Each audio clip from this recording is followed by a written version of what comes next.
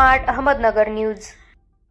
मिरज येथील शाह ईदगाह मैदानावर ईद उल फित्रची नमाज पठण करण्यात आली। यावेळी लाखो मुस्लिम बांधवांनी नमाज पठण केले।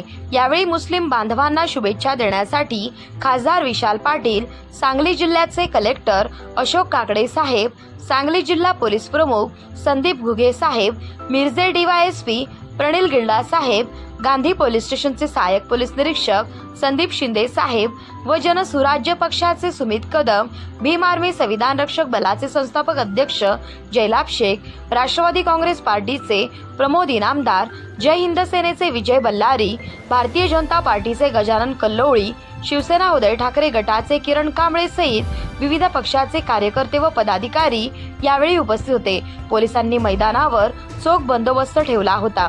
आनंदमय वातावरणामध्ये ईदची नमाज पठण करून मुस्लिम बांधवांनी देशामध्ये शांतता, एकता व समता नांदो याकरिता अल्लाहपाशी प्रार्थना केली।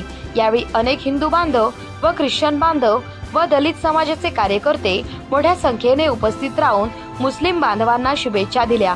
यावेळी सर्वांचे आभार मुस्लिम समाजाने मानले। भीम आर्मी संविधान रक्षक दलाच्या वतीने मी जयलाभ शेख भारताच्या संपूर्ण लोकांना ईदच्या हार्दिक शुभेच्छा देतो आणि ईद उल फित्रच्या सर्वांना शुभेच्छा देतो आणि या देशामध्ये सुख समृद्धी व प्रगती लाभो हीच ईश्वरचरणी प्रार्थना करतो। जय हिंद, जय महाराज, जय भीम, जय टिपू सुलतान। आदरणीय आमचे पक्षप्रमुख चंदनदादा चव्हाण यांच्या नेतृत्वाखाली आज सर्व मुस्लिम बांधवांना रमजान ईदच्या खूप खूप शुभेच्छा देतो।